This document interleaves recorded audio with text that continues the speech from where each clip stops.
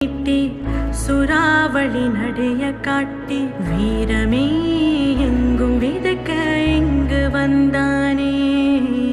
கொஞ்சமே நாங்க சிரிக்க பங்கு தந்தானே. ஆகாச முகில கூட்டி புலோகு முழுசு ஓட்டி மின்னலா இன்னல் தனிக்க தயவு செஞ்ச